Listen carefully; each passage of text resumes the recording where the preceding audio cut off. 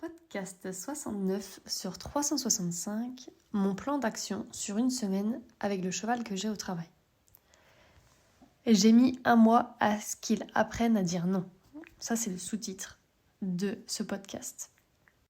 Mon très cher Aguni, Paint de 5 ans, est au travail pour une semaine.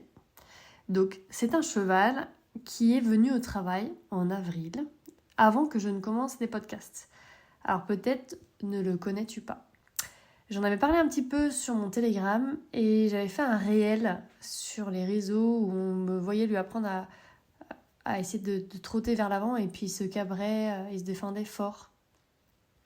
Donc Aguni, il a 5 ans et quand il est arrivé au travail, il avait des défenses assez fortes. Et il refusait clairement le leadership de l'humain. Par contre, il est proche de l'humain. Il a confiance en l'humain. Et il a tendance à vouloir tout décider. Dans la relation avec l'homme, par exemple, il n'avait pas de la bulle, là. Donc voilà, il marchait sur toi. Et dès qu'on lui demandait quelque chose, ça le mettait en émotion, un peu comme de la colère, tu vois. C'est ça que je ressentais. Donc ces défenses, dans l'échelle de l'apprentissage, défense, tolérance, acceptation, plaisir. C'était des défenses, mais pas des fuites, genre je bouge mes pieds ou je mordis, etc. Mais vraiment des fuites d'agressivité. Tu sentais que il mordait et il menaçait, tu vois. Donc ça, c'était avec la bouche, mais avec les postérieurs, il shootait. Enfin, tu vois, c'était vraiment agressif. Dégage de là, quoi. Donc j'ai mis environ 15 jours en avril à pouvoir apaiser ces défenses pour avoir des défenses qui ne sont pas dangereuses et pour pouvoir vraiment commencer à lui apprendre réellement des exercices, c'est-à-dire de pouvoir passer justement à l'acceptation dans un exercice. Donc c'est-à-dire que dans l'échelle, tu as défense, tolérance, acceptation. Là. Et en fait, là, il y avait tellement de défense que j'ai mis 15 jours à passer de défense dangereuse à défense, on va dire, normale, comme tous les chevaux ont, quoi, tu vois. Pendant les 15 premiers jours, je prenais vraiment des pincettes pour pas me faire attaquer et violenter, quoi. Tu vois, le but, c'était pas que je me fasse mal. Même si, voilà, je me suis quand même fait un petit peu mal, mais pas trop, quoi. Enfin. Puis, il s'est apaisé de l'avant. Donc, j'avais vraiment mis le paquet sur la décontraction de l'avant-main, tu vois, pour pouvoir lui apprendre la bulle, le nom, bouger les épaules, avoir une communication qui permettait vraiment d'avancer, reculer, tourner, rester en place dans le calme, voilà. J'ai aussi appris le coucher, voilà. Puis, la dernière semaine, j'ai attaqué le problème qu'il agresse en shootant, donc toute la zone arrière.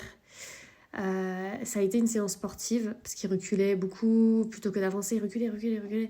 Et donc je me déplaçais beaucoup sur le côté, et je disais pas oui, tant qu'il n'avait pas été au moins un pas en avant. En 1 mois, j'avais réussi mon objectif, qu'il n'agresse plus violemment, et que s'il veut pas faire quelque chose, ou qu'il peut pas, qu'il puisse nous dire non, mais sans se montrer dangereux pour nous les humains. Sa propriétaire, elle avait vraiment peur de lui, et le but, c'est vraiment qu'elle puisse lui apprendre justement des choses et continuer le travail sans peur. Là, c'était vraiment trop compliqué pour elle, en fait. Et là, après ce mois-là, où il avait beaucoup appris, le voilà revenu pour une semaine. Donc cette propriétaire, elle aime m'amener ses chevaux au travail, car elle n'est pas très en ligne. Elle a plus de 60 ans et elle préfère me voir en vrai, voilà. Donc le désavantage pour elle, c'est que j'ai pas beaucoup de créneaux pour prendre les chevaux. Et donc, par exemple, là, je peux faire qu'une semaine. Bon. Donc hier, c'était notre première séance de la semaine. Et je l'ai amené dans la carrière. Et il était tout énervé. On aurait dit une petite boule de nerfs, là. Il disait non à tout. Il était à focus environnement plus. Et troupeau aussi, enfin je sais pas trop. Voilà, il regardait l'extérieur. Et donc j'ai fait un exercice pour devenir leader à ses yeux. Et au début, il disait non à tout et tout. Mais il disait non sans agression. Donc ça peut paraître bizarre pour ceux qui regardent par exemple la séance, qui connaissent pas son passé et qui connaissent pas mon travail. Mais moi, j'étais contente, il m'agressait pas. Donc c'était qu'une question de minutes pour qu'il s'apaise et qu'il reconnaisse mon leadership à nouveau. Donc là, il m'a encore fait courir, car j'étais dans la grande carrière et il s'arrêtait à l'Odou. Et au bout de quelques minutes, voilà, il s'est apaisé et on a pu travailler et reprendre où on en était exactement. Donc j'ai pu voir les 3 axes de travail de la semaine et à chaque séance, je vais travailler un peu de ces 3 objectifs.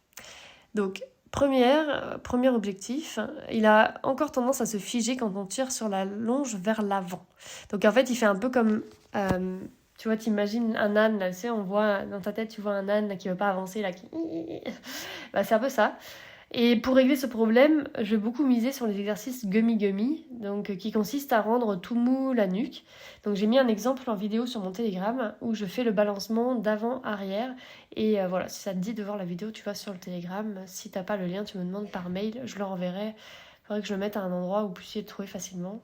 Sans doute sur mon site internet. Deuxième objectif, le but de cette semaine, c'est aussi de le préparer à être monté. Donc là, il s'agit de pure technique. Par exemple, lui apprendre à bouger les hanches avec les étriers, de bouger les postérieurs avec les étriers, bouger les épaules, donc tout ce qui est antérieur avec les étriers aussi, pour pouvoir après, quand on va monter, pouvoir bouger en fait ses antérieurs et ses postérieurs à la demande. Donc obtenir des oui là-dessus, un peu comme à pied on demande avec la bulle de bouger les postérieurs, de bouger les antérieurs et tout ça propre, bah là on va le faire monter après. Donc j'ai aussi à lui apprendre les flexions latérales du côté opposé parce qu'il connaît la flexion en direct mais en opposé hier, en tout cas quand j'ai demandé il n'y avait pas de réponse. Et donc je pense qu'il connaît pas ça. Et lui apprendre aussi les actions de reine en étant à l'épaule, donc baisser la tête, tourner, etc. Donc ça, c'est pas ma partie préférée vu que moi, mon boulot, c'est d'enlever les blocages. Donc ce que j'ai fait avec lui en avril et ce que je vais continuer à faire un petit peu cette semaine. Mais je vais en profiter d'avancer là-dessus pour justement que vraiment son leadership était tellement fort à lui et il ne reconnaissait tellement pas leader que je vais en profiter dans ces exercices-là pour vraiment asseoir mon leadership et du coup que la propriétaire derrière, ce soit plus facile pour elle. Et troisième objectif, la mise en avant. Vraiment la mise en avant, c'est clairement ce qui reste à travailler. Donc je vais travailler le galop, le rendre plus fluide. Cette mise en avant, vraiment, il a du mal à se propulser. Donc qu'est-ce qui se passe avec des chevaux qui ont du mal à se propulser? Ils ont tendance à se lever, donc se cabrer, ou s'acculer, reculer. Donc là, je veux vraiment...